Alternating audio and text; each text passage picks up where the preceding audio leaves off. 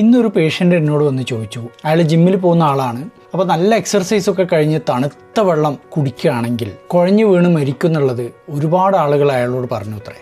Internet നോക്കിയപ്പോഴും അങ്ങനെ കാണുന്നുണ്ട്. ഇതിലെന്തെങ്കിലും സത്യമുണ്ടോ? നമ്മുടെ കാറിൻ്റെ എഞ്ചിനെ കുറിച്ച് ആലോചിക്കുക. നല്ല സ്പീഡിൽ ഒരുപാട് കിലോമീറ്റർ ഓടിച്ചതിന് ശേഷം ബോണറ്റ് തുറന്നാൽ എഞ്ചിൻ നല്ല ഹോട്ടായിട്ടിരിക്കും. അപ്പോൾ അതിൽ പെട്ടെന്ന് തണുത്ത വെള്ളം ഒഴിച്ചാൽ എഞ്ചിൻ കേടുവരും എന്നൊക്കെ പറയുന്ന പോലെ ബോഡി എക്സർസൈസൊക്കെ ചെയ്ത് നല്ല ഹീറ്റായിരിക്കുന്ന സമയത്ത് തണുത്ത വെള്ളം നമ്മളെ ഉള്ളിലേക്ക് ചെല്ലുമ്പോൾ എന്താണ് സംഭവിക്കുക? സത്യത്തിൽ തണുത്ത വെള്ളം കുടിക്കുന്ന സമയത്ത് ഈസോഫാഗസ് എന്ന് പറയുന്ന കുഴലിലാണ് അത് ആദ്യത്തെ, പിന്നെ ആമാശയത്തിലെത്തും. ഈ ഈസോഫാഗസിൽ തണുത്ത വെള്ളം എത്തുന്ന സമയത്ത് തൊട്ടടുത്തുള്ള ഒരു ഞരമ്പുണ്ട്, വാഗസ് നെർവ് എന്ന് പറയാം. ഹാർട്ടും തലച്ചോറും തമ്മിലുള്ള കണക്ഷൻ കൊടുക്കുന്ന ഞരമ്പ്, നാഡി ഈ വാഗസ് നെർവാണ്. ഈ ഞരമ്പ് പെട്ടെന്ന് ട്രിഗർ ചെയ്യുകയാണെങ്കിൽ എന്താ സംഭവിക്കുക എന്ന് വെച്ചാൽ ഹൃദയമിടിപ്പ് പെട്ടെന്ന് കുറയും, അതുപോലെ ബിപിയും കുറയും, ആൾ കുഴഞ്ഞു വീഴും. ഒരു തെർമൽ ഷോക്ക് അല്ലെങ്കിൽ ഒരു കോൾഡ് ഷോക്ക് എന്നൊക്കെ ഇതിന് പറയാം. പക്ഷേ പഠനങ്ങൾ കാണിക്കുന്നത് എക്സർസൈസ് ചെയ്ത് കഴിഞ്ഞ് തണുത്ത വെള്ളം കുടിച്ചാൽ ഇങ്ങനെ സംഭവിക്കാനുള്ള സാധ്യത വളരെ കുറവാണ്. പക്ഷെ ചില ആളുകൾ ശ്രദ്ധിക്കണം കേട്ടോ,